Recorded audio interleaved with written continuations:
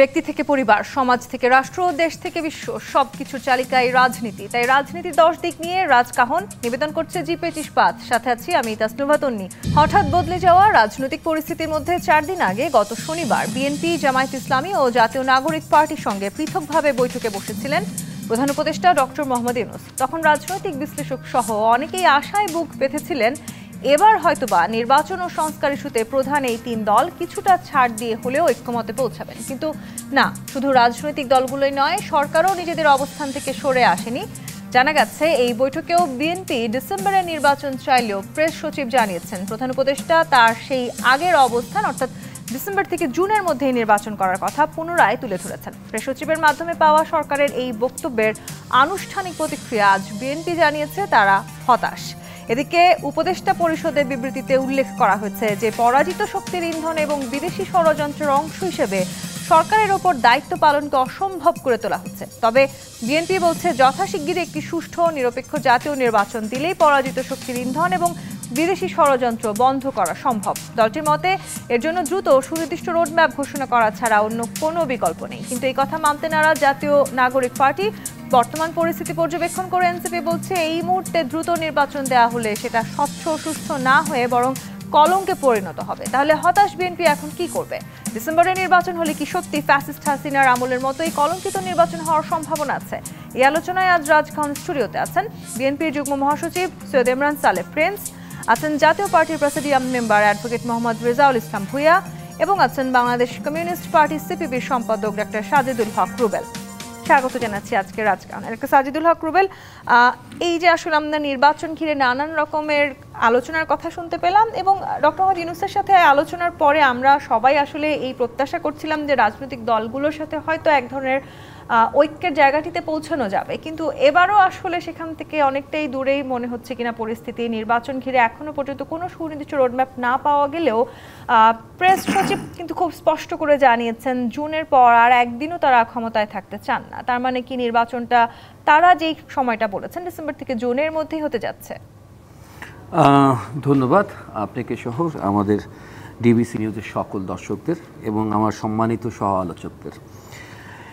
আমরা এখানে একটা জিনিস যে এই যে মাঝখানে হঠাৎ করে 2 থেকে 3 দিন একটা সাসপেন্স তৈরি করা হলো আর কি, বেশ সাসপেন্স এবং বলা যায় এমপ্যাথি সিম্প্যাথিও তৈরি হলো নানান দিক থেকে, যে আমাদের প্রধান উপদেষ্টা দায়িত্ব পালন আর করবেন না।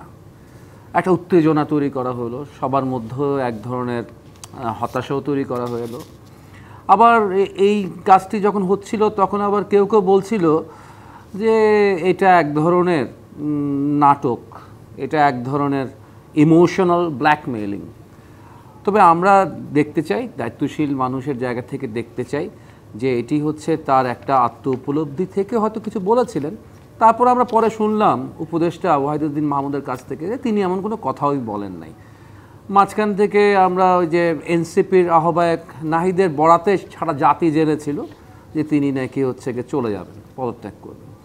এই যে ঘটনা এবং ঘটনার পরিপ্রেক্ষিতে একটি পরিস্থিতি, এই পরিস্থিতির ক্ষেত্রে দেখুন বিএনপি বলুন, বামপন্থী দলগুলো বলুন, যে কোনো রাজনৈতিক দল বলুন, প্রত্যেকে কিন্তু ডক্টর ইউনূস যে প্রধান উপদেষ্টার দায়িত্বে থাকবেন এবং তারই তত্ত্বাবধানে যে নির্বাচন হবে জাতীয় নির্বাচন, এই ক্ষেত্রে কারও কোনো ভিন্ন মত নাই, কারও কোনো দ্বিমত নেই এবং কেউ তার চলে যাওয়ার দাবিও করেননি। দাবি উঠেছিল সুস্পষ্টভাবে 2 থেকে 3 জন উপদেষ্টার বিষয়, 2 থেকে 3 জন উপদেষ্টার বিষয়ে দাবি উঠেছে। শুধু আমাদের দাবি করার বিষয় না বা বিএনপির দাবি করার বিষয় না, দুদকও তো সেই উপদেষ্টাদেরকে যে নিয়োগ করা এপিএস তাদেরকে ডেকেছেন এবং সেই এপিএসটা যাতে বিদেশে না যেতে পারে পালায়, তার জন্য কিন্তু তাদের ব্যাপারে হচ্ছে নিষেধাজ্ঞা জারি করা হয়েছে, দেশ থেকে নিষেধাজ্ঞা জারি করা হয়েছে। সেটা শুধুমাত্র রাজনৈতিক দলের বিষয় না, দুদকও তাদের এপিএসদের ডেকেছে। সেই এপিএসদের বিষয় নিয়ে কিছু কথাবার্তা রয়েছে যে আমরা তো আন্দোলন করেছিলাম শেখ হাসিনার বিরুদ্ধে দীর্ঘদিন ধরে, তত্ত্বাবধায়ক সরকারের বিধান বাতিল হওয়ার পর থেকে আজ পর্যন্ত। সেটা হচ্ছে কি একটা নিরপেক্ষ তত্ত্বাবধায়ক সরকারের অধীনে নির্বাচন করব। এবং কখনো কখনো আমাদের দেখা গেছে যে এক ধরনের বেশ ইনক্লাইনেশন রয়েছে, এক ধরনের হচ্ছে বিশেষ পৃষ্ঠপোষকতা সবসময় পেয়ে যায় হচ্ছে নবগঠিত যে এনসিপি বা জাতীয় নাগরিক পার্টি। এবং এই বিষয়টি যদি নির্বাচন পর্যন্ত হয় তাহলে সংশয় হবে। এখন শুধু শুধু যদি বলা হয় যে ডিসেম্বরে নির্বাচন হলে সেটা শেখ হাসিনার মতো নির্বাচন হবে, আর জুন হলে শেখ হাসিনার মতো নির্বাচন হবে না, এটা আসলে কেন হবে না? এই যে কথাটা বলছেন, এই কথাটা হচ্ছে আমরা তো সাধারণ জনগণ ব্যাখ্যা পাই না যে 6 মাসে কি আলাউদ্দিনের আশ্চর্য প্রদীপ আপনাদের হাতে এসে পড়বে, যেটা ঘষে আপনারা চমৎকার বিশ্বের সবচেয়ে শ্রেষ্ঠ নির্বাচন করলে জুনে করতে পারবেন, আর ডিসেম্বরে করলে সেটা হচ্ছে খুব সংশয় হবে। কি এমন ঘটনাগুলো ঘটাতে পারবেন এই 6 মাসে? নাকি এর পিছনে অন্য কোনো রহস্য আছে? এটা জাতি, অনেক জাতির মধ্যে এরকম প্রশ্ন আছে। পদত্যাগের ইস্যুতে কিন্তু পাল্টাপাল্টিও আছে। বিএনপি যাদেরকে পদত্যাগ করার কথা বলছে, এনসিপি বলছে কিছু উপদেষ্টা আছেন যারা বিএনপির হয়েই কাজ করছেন সরকারে বসে। হ্যাঁ, সেরকম বলতে পারেন, ঠিক আছে। তো বিএনপিও বলতে পারে, হচ্ছে এনসিপিও বলতে পারে, কিন্তু সেইটা বলা বলির ক্ষেত্রে সেই ক্ষেত্রে দায়িত্বশীল ভূমিকা নিয়ে আমি আগাবো। আমি নিজে মান অভিমান করে আমি নিজেই ব্যাগ গুছাবো না, ঠিক আছে। আমার প্রবলেমটাকে ফেস করতে হবে, ফেস করে হচ্ছে গিয়ে সবাইকে নিয়ে কাজ করতে হবে। আর যদি সত্যি সত্যি কেউ হচ্ছে গিয়ে সেখানে দলীয়করণের তৎপরতায় প্রচণ্ডভাবে ইনভলভ থাকে, দুর্নীতিতে ইনভলভ থাকে, ঠিক আছে, এবং হচ্ছে জাতিকে বিভক্ত করে দেওয়ার যে বিষয়, আমরা উপদেষ্টা মণ্ডলীর উপদেষ্টা থেকে যে ফেসবুকে স্ট্যাটাসগুলো দিয়েছেন সেটা মারাত্মক। পুরো জাতিকে 1 খণ্ড 2 খণ্ড 3 খণ্ড করে ফেলার মতো স্ট্যাটাস দিয়েছেন অতীতে। গত বছরের হচ্ছে নভেম্বর ডিসেম্বর স্ট্যাটাস রয়েছে, যাতে থেকে রীতিমতো হচ্ছে গিয়ে গৃহযুদ্ধ তৈরি করার আহ্বান জানিয়েছেন, কিংবা পার্শ্ববর্তী দেশের সাথে যুদ্ধ করার আহ্বান তিনি জানিয়ে দিয়েছেন। তো এই সমস্ত যুদ্ধ খেলার জন্য তো আর আমরা হচ্ছে গিয়ে এই আগস্ট অভ্যুত্থান করিনি। কিন্তু যে হতাশা আসলে রাজনৈতিক দলগুলোর মাঝে আমরা দেখতে পাচ্ছি, অ্যাডভোকেট মোহাম্মদ রেজাউল ইসলাম ভূঁইয়া, এনসিপির প্রতি আসলে সরকারের যে দুর্বলতা সেটি অনেক রাজনৈতিক দলই বলার চেষ্টা করছে। তারা সুস্পষ্টভাবে বারবার জানিয়ে দিচ্ছে যে তারা কোনোভাবেই আসলে সংস্কার না করে কিংবা বিচার না করে নির্বাচন চায় না, এবং তারা এটিও বলেছেন যে যারা আসলে নির্বাচন চাই বলে স্লোগান দিচ্ছে তারা প্রকৃতপক্ষে সুষ্ঠু নির্বাচনের পক্ষপাতী নন। এনসিপির নেতারা এরকম মন্তব্য করছেন। সেই সময়টাতে পুরনো যত রাজনৈতিক দল আছে, বেশিরভাগ রাজনৈতিক দল 2-1টি ছাড়া নির্বাচনমুখী হতে চাইছেন। তাহলে আসলে এই সংকটের সমাধানটা কোথায়? ধন্যবাদ আপনাকে, ধন্যবাদ দুই বিজ্ঞ সহালোচক এবং যারা দেখছেন তাদের সবাইকে। আমি যদি খোলামেলা বলি তাহলে এনসিপি রাজনৈতিক দল হিসাবে নির্বাচন করার জন্য যেই শর্ত পূরণ করতে হয়, তারা তো সেই শর্ত পূরণ করে রাজনৈতিক দল হিসেবে এখনও বাংলাদেশের রাজনীতিতে আবির্ভাব ঘটেনি। 2000 গণপ্রজাতন্ত্র অধ্যাদেশের বিধান অনুসারে একটা রাজনৈতিক দলকে তার নিজস্ব প্রতীক নিয়ে যদি নির্বাচন করতে হয় তাহলে তাকে অবশ্যই নির্বাচন কমিশন কর্তৃক নিবন্ধিত। কিন্তু এরপরও কি আপনি মনে করছেন বাংলাদেশের বেশ রাষ্ট্রীয় গুরুত্বপূর্ণ তথ্য আমরা তাদের মধ্যে দিয়ে জানতে পারছি? সেটাতে আসছি। প্রথমত হলো তারা তো সেই যোগ্যতাই অর্জন করেনি। এখন তারা সেই আগে যোগ্যতা অর্জন করুক, তারপরে তারা নির্বাচনে আসবে কি না আসবে সেটা হোক। এখন আমি এসএসসি পরীক্ষার্থী, আমি পাশ করব কি ফেল করব, যখন আমি পরীক্ষা দেওয়ার উপযুক্ত হব, ফর্ম ফিল আপ করবো তখন। আর আমি যখন ফর্ম ফিল আপ করে উপযুক্ত হইলাম না, তাইলে আমি পাশ করব না ফেল করব, আমি এটা বিবেচনা করব পরীক্ষা ভালো হবে কি খারাপ হবে, আমি বিবেচনা করার কে? এখন আপনি যেটা বললেন যে সবাই তাদেরকে রাখছে, এটা এরকম হইতে পারে যে এনসিপি কিন্তু জুলাই আগস্টের কোনো নেতৃত্ব দেয় নাই, ছাত্রদের নেতৃত্বে হয়েছে, পরবর্তীতে ছাত্ররা এনসিপির জন্ম দিয়েছে। কিন্তু এনসিপির নেতৃত্বে কোনো আন্দোলন সংগ্রাম বাংলাদেশে হয় নাই। যারা আন্দোলন সংগ্রামের নেতৃত্বে ছিল তারা এনসিপি পরবর্তী গঠন করছে। এখন বাংলাদেশে শতাধিক রাজনৈতিক দল আছে যারা নিবন্ধন নাই, তাদেরকে ডাকা হচ্ছে না, যেহেতু আন্দোলন সংগ্রামী ছিল সেই কারণে এনসিপিকে ডাকা হচ্ছে। এনসিপির একটা গুরুত্ব আছে, এটা আমরা অস্বীকার করছি না। কিন্তু শুধুমাত্র ডিসেম্বরে নির্বাচন হলে সেই নির্বাচনটা শেখ হাসিনার কাটিংয়ে হবে, অবাধ সুষ্ঠু নিরপেক্ষ হবে না, আর তার 3 মাস 6 মাস পরে নির্বাচন হলে সেটা একেবারে হবে, এটা কি জাতি বিশ্বাস করে? রাজনৈতিক দল বিশ্বাস করে? বিশ্বাস করে না। সরকার যে জিনিসটা করা দরকার, সরকার তো সেই জিনিসটা করছে না। সরকারের মাননীয় প্রধান উপদেষ্টাকে চলে যাবেন এটাকে ভিত্তি করে গত কয়েকদিন আগে যাদেরকে ডাকা হলো তার মধ্যে নিবন্ধিত অবনিবন্ধিত অনেক দলকেই ডাকা হয়েছে। এখন আবার একটা অংশকে সরকার ইচ্ছা করেই বাইরে রাখা হচ্ছে। সরকারের পক্ষ থেকে কি বলা হলো, পরাজিত শক্তি এবং বিদেশি শক্তির ষড়যন্ত্রের কারণে দায়িত্ব পালন করা খুব কঠিন হয়েছে। ধরে নিলাম যে আওয়ামী লীগ পরাজিত শক্তি, কিন্তু আপনি যখন বিভাজন সৃষ্টি করবেন ঐক্যের পরিবর্তে, তখন সেই পরাজিত শক্তিরা তো তাদের অবস্থান জানান দেওয়ার জন্য ষড়যন্ত্র করবে, এটি স্বাভাবিক। এবং এই ষড়যন্ত্রকে মোকাবেলা করাই সরকারের দায়িত্ব এবং কর্তব্য। এইটার মানে এই নয় যে আমি এটা করতে পারছি না, আমি চলে যাব। আবার আপনি এটা মোকাবেলা করার যখন রাজনৈতিক দলসমূহকে ডাকলেন, সেই জায়গার মধ্যে একটা বিভাজন সৃষ্টি করলেন।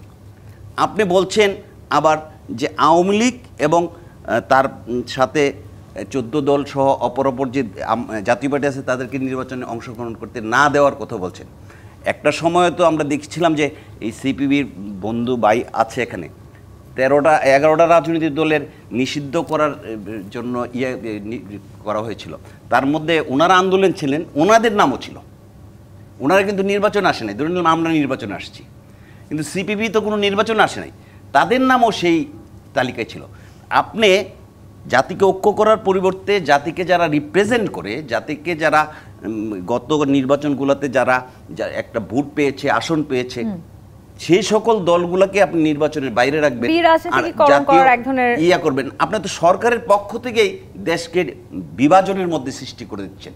কিন্তু সরকার তো বারবার ঐক্যের কথা বলছে, রাজনৈতিক তারা বলছে যে রাজনৈতিক দলগুলো যারা অন্যায় ছিল, অত্যাচার করেছে, যারা খুন দুর্নীতির সাথে জড়িত ছিল, তাদের বিচার হোক। আমি সৈয়দ ইমরান সালেহ প্রিন্সের কাছে আসতে চাই। জি, রাজনৈতিক দলগুলো যখন অভিযোগ করছে যে সরকার আসলে এক করতে পারছে না রাজনৈতিক দলগুলোকে, সেই সময় সরকারও পাল্টা অভিযোগ করছে যে রাজনৈতিক দলগুলো ঐক্যমতে পৌঁছাতে পারছে না। এমনকি সংস্কার কমিশনের প্রস্তাবের দিকেও যদি আমি তাকাই, 13টি প্রস্তাবের মধ্যে 11টিতেই মতভেদ দেখা গেছে বিএনপি এবং এনসিপির মধ্যে। সেই সাথে আসলে বিএনপি আজকে যেভাবে হতাশা প্রকাশ করেছে, বিশেষ করে প্রেস সচিবের যে বক্তব্য, সেই বক্তব্যের জন্য বিএনপি অপেক্ষা করছিল এবং সেই অপেক্ষার পর তারা আজকে বলেছে তারা নির্বাচনের যেহেতু কোনো স্পষ্ট রোড ম্যাপ নেই, সে কারণে তারা হতাশ। এবং তারা এটাও বলেছে যে কোনো মহল, যেটা উপদেষ্টা পরিষদ থেকে বলা হচ্ছে, তাদের উপরে দায়িত্ব পালনকে অসম্ভব করেছে তুলে একটি বিমূর্ত অভিযোগ উত্থাপিত হয়েছে। কেন আপনাদের এই অভিযোগকে বিমূর্ত অভিযোগ মনে হলো? ধন্যবাদ আজকের এই শোতে আমাকে আমন্ত্রণ জানানোর জন্য, এবং একই সাথে আমার সহ আলোচক যারা আছেন তাদেরকেও শুভেচ্ছা জানাচ্ছি। দর্শক শ্রোতা যারা দেখছেন শুনছেন তাদেরকেও শুভেচ্ছা জানাচ্ছি। তো আপনি বলেছেন যে বিএনপি হতাশ। আমি বলি শুধু বিএনপি নয়, সমগ্র জাতি হতাশ। কারণ আপনার 9 মাস পেরিয়ে গেছে ফ্যাসিবাদের পতনের পর। 9 মাসের মধ্যে যে কাজগুলো সরকারের করা উচিত ছিল, সংস্কার, নির্বাচন এবং এই ফ্যাসিস্টদের বিচারের জন্য, সরকার কিন্তু সেই কাজগুলো করতে পারেনি বা সেই গতিতে আগাতে পারেনি। না গিয়ে তারা এমন কিছু এজেন্ডা নিয়ে কাজ করেছে যেগুলোর সাথে জনস্বার্থ বিরোধী এবং কোনোটা দেশের সার্বভৌমত্ব বিরোধী, তো এবং নিরাপত্তার উপর একটা হুমকি। তো আমাদের কাছে স্বাভাবিকভাবেই আমরা যারা রাজনীতি করি, আমাদের কাছে দেশের জনগণ, দেশ, স্বাধীনতা, সার্বভৌমত্ব, গণতন্ত্র, এটি আমাদের কাছে প্রাধান্য পায় বা পাবে, এটি স্বাভাবিক। কিন্তু এইগুলো নিয়ে আমরা সরকারের কাছে বহুবার আমরা ধর্ণা দিয়েছি, সরকারের সাথে আলোচনা করেছি। আপনি জানেন, ফ্যাসিবাদ মুক্ত হওয়ার পর আমরা কিন্তু সর্বপ্রথম এই অন্তর্বর্তীকালীন সরকারকে সমর্থন দিয়ে বলেছি যে স্টেক হোল্ডার হিসাবে রাজনৈতিক দলগুলোর সাথে সরকারের একটা নিবিড় সম্পর্ক বা যোগাযোগ থাকা প্রয়োজন। এবং যেহেতু সরকার ড্রাইভিং সিটে আছে, সেই কারণে সরকারকেই এই নিবিড় সম্পর্কটাকে প্রস্তাবিত করতে হবে এবং এটাকে বজায় রাখতে হবে, তাদেরকে উদ্যোগটা নিতে হবে। কিন্তু দুর্ভাগ্যজনক হলেও সত্য যে এই নিবিড় সম্পর্কটা আমরা সরকারের কাছ থেকে কখনোই পাইনি। সরকার বিভিন্ন সময় রাজনৈতিক দলগুলোকে ডেকেছে একটা গণভাবে, এই সকল রাজনৈতিক দলগুলোকে একসাথে ডেকে জাস্ট একটা ফটো সেশন ছাড়া সেখানে কিছু হয়নি।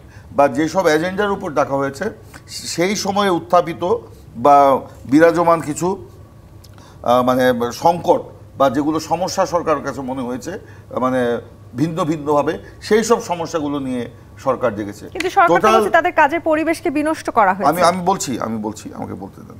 কিন্তু টোটাল যে একটা সংলাপ হওয়া দরকার সরকারের সাথে, সেই সংলাপটা সরকারের সাথে হয়নি। বরঞ্চ সরকার কি করলো, কারোর সাথে আলোচনা না করেই 6টি কমিশন গঠন করে দিয়ে রাজনৈতিক দলগুলোকে সেই কমিশনের সাথে সংলাপ করার কথা বলা হলো।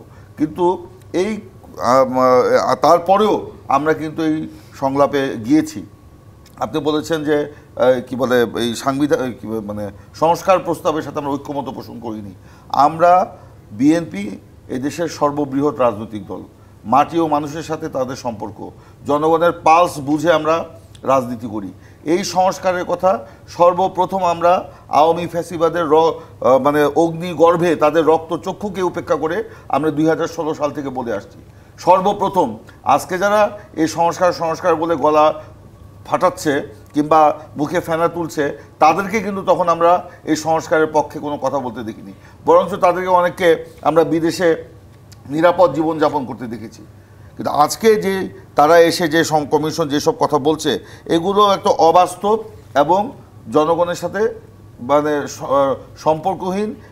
আজকে দেখেন সংস্কার তো একটা চলমান প্রক্রিয়া, আপনি একদিনে কি সব করে ফেলতে পারবেন?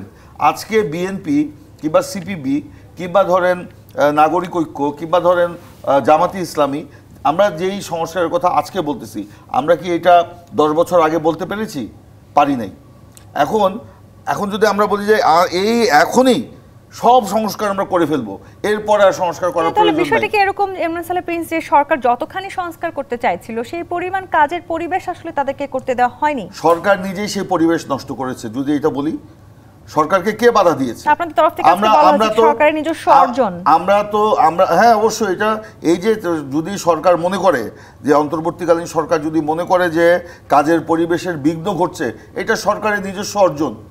সরকার তো এই পরিস্থিতিটাকে মানে ট্যাকেল দিতে পারেনি। আরও যদি আমি বলি, সরকার অত্যন্ত সফলভাবে অসফল হচ্ছে, অত্যন্ত সফলভাবে কিন্তু অসফল হচ্ছে। এটা যদি বলি অত্যুক্তি করা হবে বলে আমি মনে করি না। তো আজকে এই পরিবেশটা কে তৈরি করেছে? এটা তো তৈরি করেছে সরকার নিজেই। তারা এমন মানে পরিস্থিতির সৃষ্টি করেছে। এই যে আপনার নতুন রাজনৈতিক দলের কথা বলা হচ্ছে, যাদের কোনো নিবন্ধন নাই, যাদের কোনো গঠনতন্ত্র নাই, যাদের কোনো রাজনৈতিক আদর্শ নাই, তারা মব সৃষ্টি করে তারা একটা হই হুল্লোড় করছে। আপনি ধরেন এই যে ধরেন সাম্প্রতিক যে ঘটনা, হঠাৎ করে দেখলাম প্রধান উপদেষ্টা তিনি নাকি অসন্তুষ্ট, তিনি পদত্যাগ করতে চেয়েছেন। পরবর্তীতে যদিও আমাদের একজন সিনিয়র উপদেষ্টার কাছ থেকে শুনেছি তিনি পদত্যাগ করতে চান নাই, কিন্তু পদত্যাগের কথাটা কে বললেন? এই যে নতুন গঠিত একটি রাজনৈতিক দলের প্রধান, তা উনি ওখানে তিনি কেন তাকে ডেকে নিয়ে যাওয়া হলো? কেন তখন সকল রাজনৈতিক দলকে ডাকা হলো না? তাকেই বলা হলো। তারপর ধরেন বলা হচ্ছে বিএনপির দিকে ইঙ্গিত করা হচ্ছে, কিন্তু এর আগে প্রধান উপদেষ্টার বাড়ির সামনে আপনার এই নতুন দলের নেতারা তারা যে 3 দিন 4 দিন বসে তারা যে ওখানে অবরোধ সৃষ্টি করলো, তখন কি প্রধান উপদেষ্টার পদত্যাগ করার কথা মনে হয় নাই? কেন হয়নি? আজকে বিএনপিও না, এটা হলো ইশরাক হোসেন, তার যে আপনার ঢাকা সিটি কর্পোরেশন নির্বাচনে মেয়র হওয়ার ব্যাপারে কোর্ট যে রায় দিয়েছে, সেই কোর্টের রায়কে যেহেতু সরকারের উপদেষ্টা তামিল সেটার ব্যাপারে তারা ঢাকাবাসীর ব্যানারে সেখানে গিয়েছে। এটার সাথে বিএনপির কোনো সম্পর্ক নেই। এটা নিয়েও তো আসলে সমালোচনা আছে যে নির্বাচনকে আপনারা গ্রহণযোগ্য বলছেন না, সেই নির্বাচনের মেয়রকে আপনারা কি করে গ্রহণযোগ্য বলছেন? ভুল ধারণা। আপনি সেই নির্বাচন যখন হয়েছে, জিবিসি তো তখন ছিল, ফুটেজগুলো দেখেন। আমরা নির্বাচনের রায়কে প্রত্যাখ্যান করেছি, নির্বাচনকে প্রত্যাখ্যান করেছি। আমরা সেই এটা ছিল স্থানীয় সরকার নির্বাচন, সেই নির্বাচনে আমরা ধানের শীষ মার্কা দিয়ে নির্বাচনে অংশগ্রহণ করেছি এবং সেই নির্বাচনের ওই জালিয়াতির ফলাফলকে প্রত্যাখ্যান করে ইশরাক হোসেন সেইটার বিরুদ্ধে আপনার কোর্টে গিয়েছিল, সেই রায়টা সে পেয়েছে। আমরা তো ওই নির্বাচনকে অবৈধ বলি নাই। এই যে এই ঘটনাগুলোকে আসলে সরকার বলার চেষ্টা করছে, কিছু রাজনৈতিক দল ব্যবহার করছে সরকারের কাজে বিলম্ব ঘটানোর জন্য। আবার বিএনপি বলেছে নির্বাচন বিলম্বিত করার জন্য কিছু দৃশ্যপট তৈরি করা হচ্ছে। আপনি নিজে মবের কথা বলছিলেন, কিংবা বিচার আগে করতে হবে, সংস্কার আগে করতে হবে, এই ধরনের ঘটনাগুলো যখন সামনে উঠে আসে তখন আবার বারবার বিপ্লব ঘটনার হুঁশিয়ারিও দিয়েছেন এনসিপি নেতারা। এই জায়গাটিতে আমি ফিরবো। জি25 প্রাথমিক রাজকাহন থেকে একটি বিরতি নিয়ে ফিরছি, সাথেই থাকুন। জি25 প্রাথমিক রাজকাহন দেখছেন। অ্যাডভোকেট মোহাম্মদ রেজাউল ইসলাম ভূঁইয়া, নির্বাচন বিলম্বিত করার জন্য কিছু দৃশ্যপট তৈরি করা হচ্ছে, এই অভিযোগ যখন বিএনপি করছে, ঠিক একই সময় আমরা আসলেও দেখতে পাচ্ছি যে নানান রকম পেশাজীবীদের আন্দোলন চলছে বিভিন্ন জায়গায়। সবাই আসলে একযোগে আন্দোলন শুরু করে দিয়েছে এবং সেই আন্দোলনগুলো কোনো না কোনোভাবে এক ধরনের ষড়যন্ত্রের উৎস, সেটিও ভাবার চেষ্টা করছে এনসিপি। এবং তারা এটিও বলেছে এই সব জায়গায় আন্দোলন হলে তারা বিপ্লব ঘটাবে জনগণকে সাথে নিয়ে। তার মানে কি আমরা একের পর এক শুধু বিপ্লব দেখতে যাচ্ছি? আসলে এনসিপির নেতৃত্বে বিপ্লব হবে এখন এই সিচুয়েশন আছে বলে আমি বিশ্বাস করি না। জুলাই আগস্টের বিপ্লবটা আমি এর আগের ইয়েতে বলেছিলাম যে এনসিপির ছিল না, ছাত্র জনতা শ্রমিক সব মানুষের অংশগ্রহণ ছিল। আমরা যারা রাজনৈতিক দলের নেতৃবৃন্দ ছিলাম তারাও এটার সাথে জড়িত ছিল। যে এখন ওই রকম বিপ্লব হওয়ার কোনো সুযোগ নেই। তবে এই সরকার গঠিত হওয়ার পরে যেই হারে দাবি দেওয়ার ব্যাপারটা উঠে এসেছে এটা অস্বাভাবিক, এবং এইটাকে এত বেশি সরকারের উপরে চাপ পড়ছে এটা নিঃসন্দেহে প্রয়োজন। 8 তারিখে শপথ নেওয়ার পরে 9 তারিখ থেকে যে শুরু হয়েছে আজকে পর্যন্ত এই ধারাবাহিকতা অব্যাহত আছে। এটা একটা নিয়ন্ত্রণের মধ্যে থাকা উচিত বলে আমি মনে করি, কিন্তু এইটা মানে সরকারি কর্মচারীদেরকে চাপ দিয়ে করবে এটার কোনো প্রক্রিয়া হতে পারে না। যদিও ভূমি সচিবের নেতৃত্বে একটি টিম আলোচনা করে একটা মনে হয় কালকে 10টার সময় ইয়ের সাথে কথা বলে একটা সমাধান করবে, তবে এনসিপি এইটার দায়িত্ব নিতে পারে এটার কোনো যৌক্তিকতা আছে বলে আমি ব্যক্তিগতভাবে মনে করি না, এবং রাষ্ট্রীয়ভাবে আইনগতভাবে কোনো সুযোগ আছে বলে মনে নেই। মপ করে আপনি সব কিছু করবেন, মপ কতদিন চালাবেন? সব কিছু তো মপ দিয়ে সমাধান আসে না। কাজে এই চিন্তা না করাই ভালো, আলোচনার মধ্যে দিয়ে আসা উচিত এবং ডিসেম্বরের মধ্যে নির্বাচন দেওয়া উচিত। বাংলাদেশের আবহাওয়া যদি বিশ্লেষণ করেন, জুনের মধ্যে নির্বাচন যদিও 2-1টা হয়েছে, কিন্তু জুনে বর্ষাকাল, প্রকৃতি বিরূপ থাকে, সেখানে নির্বাচন করার মতো কোনো পরিবেশ নাই। জাতীয় পার্টি সহ অধিকাংশ রাজনৈতিক দল কিন্তু চাচ্ছে যে জুনের মধ্যে নির্বাচন হোক। কাজে এই জায়গার মধ্যে এর বাইরে যাওয়ার মানে অন্য কোনো ষড়যন্ত্র বা অন্য কোনো অবস্থা থাকতে পারে, দেশের প্রেক্ষাপট ভিন্ন হতে পারে, নির্বাচন জুনের পরে আরও বিলম্বিত হওয়ার কোনো ষড়যন্ত্র থাকতে পারে। কাজে আমি মনে করি যে জাতীয় পার্টি সহ অপর দলগুলো যেহেতু ডিসেম্বরের মধ্যে চাচ্ছে, নির্বাচনটা ডিসেম্বরের মধ্যে হলে অবাধ, সুষ্ঠু, নিরপেক্ষ হতে হবে এবং অংশগ্রহণমূলক হতে হবে।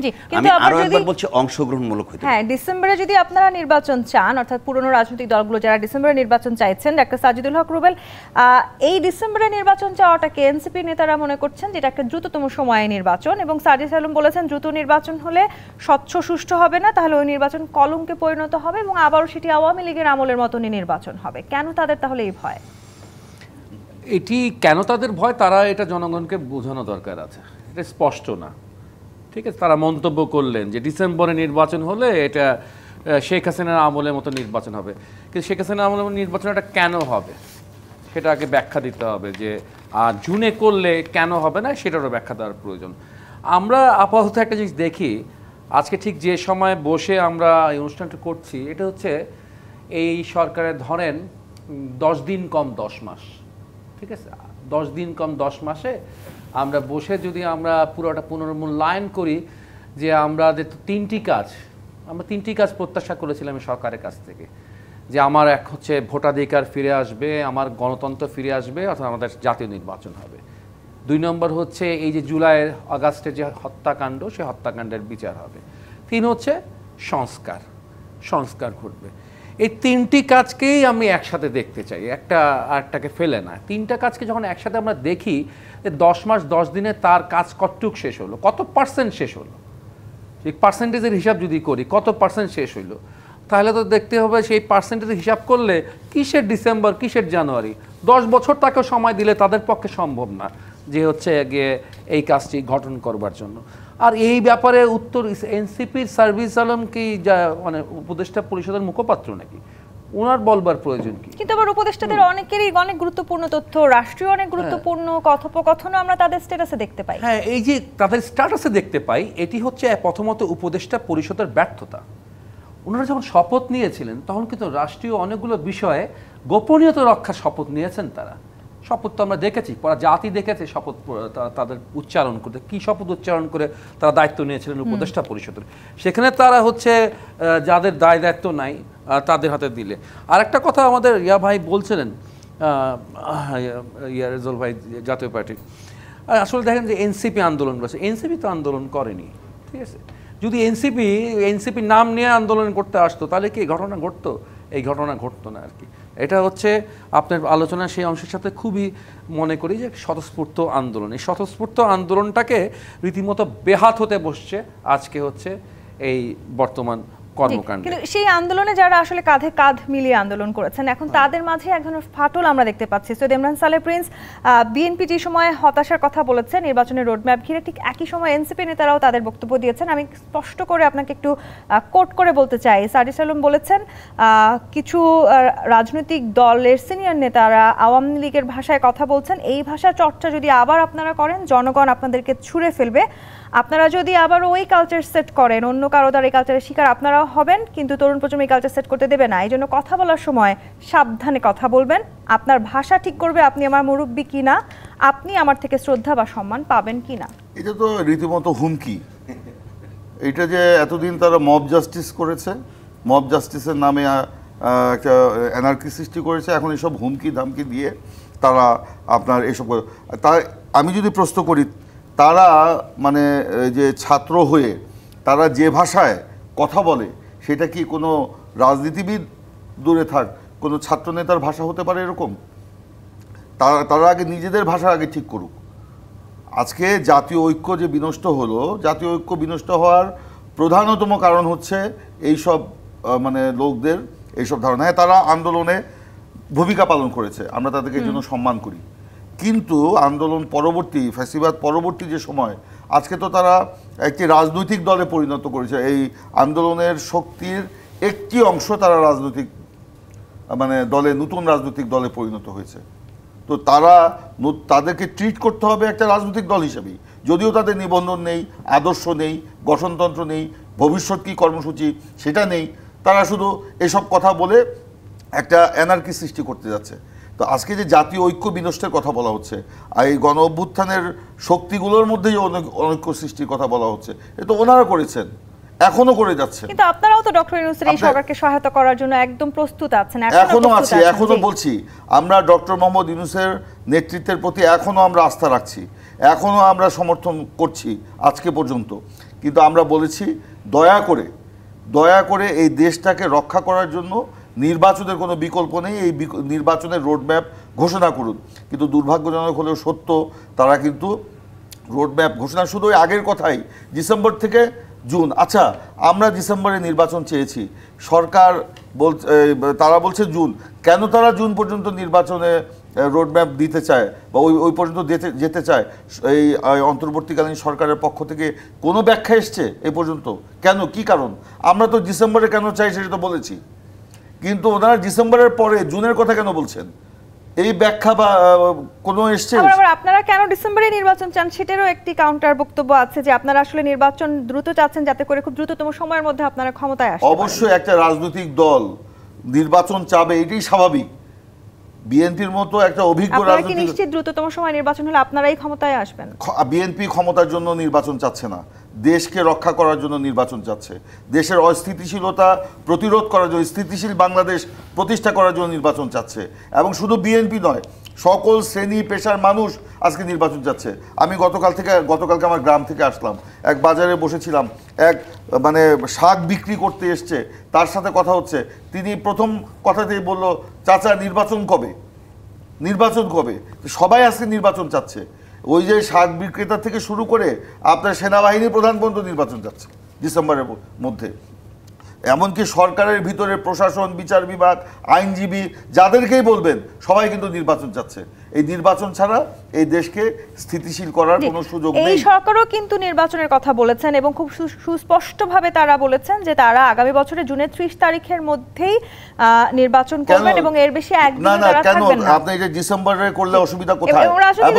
এবং তারা, আপনি দেখেন, জানুয়ারি থেকে আমি একজন সাবেক সচিবের মানে বক্তব্য শুনছিলাম আপনাদের কোনো একটা টক শোতে, তিনি বলেছেন, এটা আমার বক্তব্য না, আমি এটার সাথে একমত, জানুয়ারি থেকে জুন নির্বাচনের জন্য অনুপযোগী একটা সময় বাংলাদেশের জন্য। কিন্তু আমি একটু আসবো আপনার কাছে, জুনের 30 কাট অফ টাইম, জুনের ওই পারে একবারও তারা যাবে না, এক কথা মানুষ এটিও বলেছেন, কাট অফ টাইম ডিসেম্বর আগেও হতে পারে নির্বাচন মতে, কিন্তু এই সরকারের মতে তাদের কাট অফ টাইম আমরা বলছি যে আরেকটি কথা বললো যে নির্বাচন ডিসেম্বরে হলে সেটা হাসিনার মার্কা নির্বাচন হবে। কেন হবে? সেই ডিসেম্বরের নির্বাচন হলে বাংলাদেশের ইতিহাসে সর্বাপেক্ষা নিরপেক্ষ এবং সুষ্ঠু নির্বাচন হবে। সরকার যদি আন্তরিক থাকে, সরকার যদি তার গ্রহণযোগ্যতা বজায় রেখে, নিরপেক্ষতা বজায় রেখে, তার যদি আপনার সক্ষমতার প্রমাণ করতে পারে, তাহলে ডিসেম্বরের মধ্যেই বাংলাদেশে একটা সর্বাপেক্ষা নিরপেক্ষ সুষ্ঠু নির্বাচন হতে আসবো ওই জায়গাটিতে। জিপি ইস্পাত নিমিত্ত রাজকাহন থেকে আরেকটি বিরতি নিয়ে ফিরছি, সাথেই থাকুন। আরও একবার আমন্ত্রণ জিপি ইস্পাত নিমিত্ত রাজকাহন। অ্যাডভোকেট মোহাম্মদ রেজাউল ইসলাম ভূঁইয়া, দেশের রাজনৈতিক সংকটগুলো আসলে রাজনৈতিক দলগুলোর সাথে উপদেষ্টাদের বৈঠক বা প্রধান উপদেষ্টার বৈঠকের পরে কাটবে কিনা, সেরকম একটি প্রশ্ন যখন প্রেস সচিবকে জিজ্ঞাসা করা হয়েছে, তিনি বলেছেন যে এটা আসলে সংকটের কি হলো আমরা জানি না, খুবই সৌহার্দ্যপূর্ণ পরিবেশে বাংলাদেশের নেতৃত্ব স্থানীয় পার্টিদের সাথে তাদের মিটিং হয়েছে। তার মানে এই সরকার খুব একটা সংকট দেখতে পাচ্ছেন না, যেখানে রাজনৈতিক দলগুলো গভীর সংকট খুঁজে পাচ্ছেন নির্বাচনকে ঘিরে। এটা প্রেস সচিব দেখতে না পারতে পারে, কিন্তু প্রধান উপদেষ্টা দেখতে পাচ্ছে। নাহলে তো এই বক্তব্য কোনোভাবেই আসতো না যে পরাজিত শক্তি এবং বিদেশি ষড়যন্ত্রের কারণে উনি কাজ করতে পারছেন না। ওনার এই কথা বলার মানে প্রধান উপদেষ্টার যে উনি দেখতে পাচ্ছে, এটা হয়তো বা প্রেস সচিবের মানে দৃষ্টিগোচর হয়নি। উনি জাতির সামনে প্রকাশ্যই এই কথা বলছেন যে বিদেশি শক্তি এবং পরাজিত শক্তির কারণে উনি যেভাবে কাজ করতে যাচ্ছে সেইভাবে হচ্ছে না। কাজে সংকট তো প্রধান উপদেষ্টাই বলেছেন, উনি কিভাবে বলে যে সংকট নাই, এটা ব্যাখ্যাটা উনি দিতে পারবে, আমরা এই ব্যাখ্যা দিতে পারবো না। আর সরকার যে সংকট সৃষ্টি করছে, এই সংকটের জন্য আমি মনে করি যে এনসিপির লোকজন একটা দায়ভার গ্রহণ করতে হবে। আপনি দেখবেন এনসিপির কেউ যদি কিছুদিন আগেও রাত্রে 12টার সময় 1টার সময় তাদের নিজস্ব ফেসবুক একটা স্ট্যাটাস দিয়েছে, তাহলে সরকারের তুলপাড় শুরু হয়েছে। আমরা দেখেছি রাত্রে 2টার সময় উপদেষ্টা হিসেবে প্রেস কনফারেন্স করে দিল, এখন ওনাদের এই স্ট্যাটাসের উপর ভিত্তি করে। তো এই যদি অবস্থা হয়, তাহলে অবস্থাটা কে সৃষ্টি করছে? এই দেশে প্রধান উপদেষ্টার বাড়ির সামনে কিছুদিন আগে একটি রাজনৈতিক দলকে নিষিদ্ধ করার জন্য যে মব হলো, এটা দরজার মধ্যে মাইক লাগিয়ে উনি বলল যে সারা রাত্র ঘুমাইতে পারে নাই, বিশেষ করে ওনার মহিলা যে আছে স্টাফরা আছে তারা অস্বস্তি ফিল করেছে, এটা প্রকাশ্য উনি বলেছেন, মিডিয়াতে এসছে। তাহলে এই জিনিসটা তো সৃষ্টি করেছে হলো ওই এনসিপির নেতারা এবং তাদের কিছু সহযোগী লোকজন এবং অন্যান্য যারা এই আন্দোলনে অংশগ্রহণ করেছে। কাজে এখানে সংকট নাই, এটা বলার কোনো বিশ্বাসযোগ্য অবস্থান আছে বলে আমি মনে করি না। আরেকটা আমি ওই যে মেয়র নির্বাচন নিয়ে এবং তার ফলাফল নিয়ে আমি একটু বলতে চাই। প্রিন্স ভাই যেটা বললো যে ওনারা নির্বাচনকে অবৈধ বলে নাই, এটা বাস্তব সত্য, স্থানীয় নির্বাচনকে ওনারা অবৈধ বলে নাই। কিন্তু 18 সালের জাতীয় সংসদ নির্বাচনকে ওনারা অবৈধ বলেছেন, তার অধীনে গঠিত সরকারকে অবৈধ বলেছেন। সেই সরকারের আন্ডারে স্থানীয় সরকার নির্বাচন হয়েছে। একটা অবৈধ নির্বাচন, অবৈধ সরকারের আন্ডারে স্থানীয় সরকার নির্বাচন বৈধ হইতে পারে? এটার ফলাফলের জন্য ওনারা কোর্টে গেছেন, কোর্টের থেকে রায় পেয়েছেন এবং এটার জন্য আন্দোলন হয়েছে। আমি মনে করি এই আন্দোলনটা বিএনপির ইমেজকে ক্ষুণ্ণ করেছে।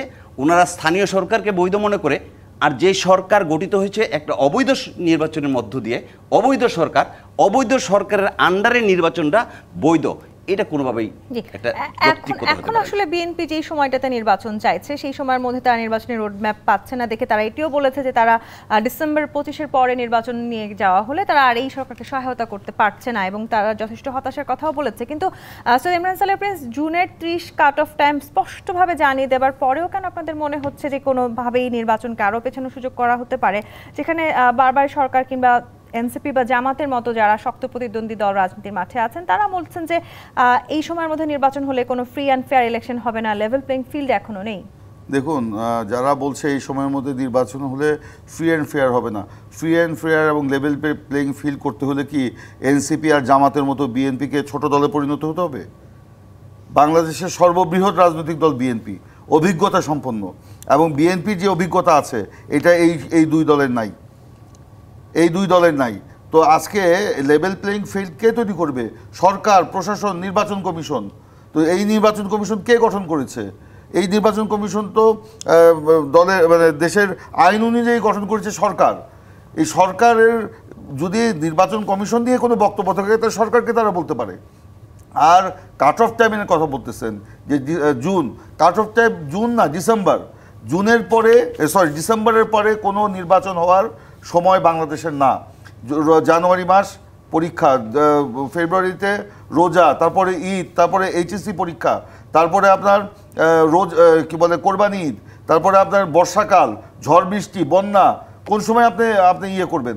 বাংলাদেশের সবচেয়ে মানে নির্বাচন করার ভালো টাইম হচ্ছে অতীতে যতগুলি সফল নির্বাচন হয়েছে সবগুলি সফল নির্বাচনের টাইম হচ্ছে শীতকাল, মানে মানে শুষ্ক মৌসুম। তো এইটা যারা বুঝেন না তাদেরকে কি বলবো। আর যেটা বলছেন যে এই যে মানে আমরা তো বলছি যে এই যে ধরেন এই যে এনসিপি বলেন, জামাত বলেন বা অন্যান্য দল, এদের সাথে বিএনপিকে এক পাল্লায় যদি মাপা হয় তাহলে তো মুশকিল। তো বিএনপির মতো কি অভিজ্ঞতা সম্পন্ন দল আছে?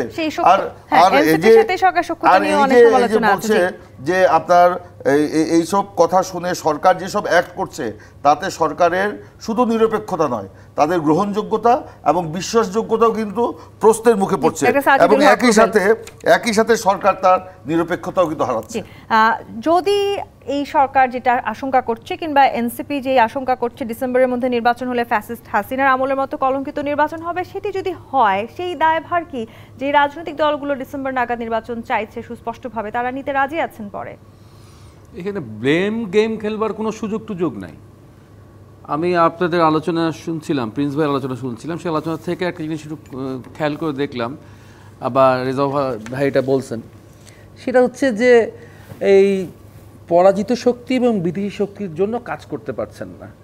আচ্ছা, পরাজিত শক্তি তো সামনে নেওয়া আওয়ামী লীগ কারো মাধ্যমে ডিস্টার্বটা তৈরি করতেছে, তাই না? বিদেশি শক্তিও তো দৃশ্যমান না, সেও কারো মাধ্যমে করতেছে। কিন্তু আপনি 10 মাস যদি আপনি পোস্টমর্টম করেন এই 10 মাসকে, তাহলে দেখবেন এই ডিস্টারবেন্স তো তৈরি হচ্ছে এনসিপির মাধ্যমে। এনসিপির মাধ্যমে ডিস্টারবেন্স তৈরি হচ্ছে। হ্যাঁ, আজকে বললেন আমাদের নেতা যে বিএনপির ইমেজ প্রশ্ন মুখে পড়েছে হচ্ছে ইশরাকের এই আন্দোলনের জন্য। আর ইশরাকের আন্দোলনের চেয়ে তো আরও মানে কাছে গিয়ে আরও বেশি মব তৈরি করে হচ্ছে গিয়ে আওয়ামী লীগ নিষিদ্ধ করবার জন্য এক মানে হাসনাত আব্দুল্লাহ আন্দোলন হয়েছে, এবং একই সাথে এই ধরনের অনেকগুলো মব তারা করেছে। একটা আছে জনগণ, যেমন পল্লী বিদ্যুৎ সমিতির হচ্ছে গিয়ে হাজার মানুষ গত 6 দিন ধরে ধরুন শহীদ মিনারে রয়েছে, তারা কিন্তু রাস্তাঘাট আটকাচ্ছে না।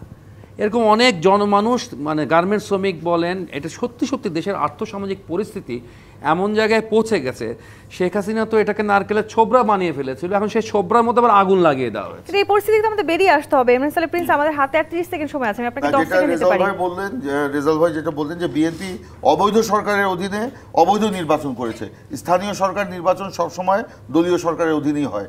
সেই কারণে আমরা কিন্তু আওয়ামী লীগের আমলেও আমরা প্রায় সকল আপনার স্থানীয় সরকার নির্বাচনে অংশগ্রহণ করেছি। হ্যাঁ, শেষের দিকে যখন আমরা তত্ত্বাবধায়ক সরকারের দাবিতে আন্দোলন করলাম, সিদ্ধান্ত নিলাম, তখন থেকে আমরা আর করি নাই। তো স্থানীয় সরকার নির্বাচনে অংশগ্রহণ কি অন্যায় হয়েছে? সেই নির্বাচনকে আমরা বলেছি, সেই নির্বাচনে অংশগ্রহণ করেছি বলে সরকারকে অবৈধ বলছেন, নির্বাচনকে অবৈধ বলছেন। না, নির্বাচনকে অবৈধ বলি না, একটা স্থানীয় সরকার নির্বাচন সব সময় বৈধ অবৈধ সব সরকারের সময় শেষ। সৈয়দ ইমরান সালে, Prince, advocate Mohammad Rezaul Islam Bhuiyan, doctor Sajidul হক রুবেল, অসংখ্য ধন্যবাদ আজকে সময় দেওয়ার জন্য। দর্শক, আজকের মতো বিদায় নিচ্ছি জি25 রাজকাহন থেকে। ফিরবো আগামীকাল রাত 10টায় নতুন রাজকাহন নিয়ে। ডিবিসির সঙ্গে থাকুন।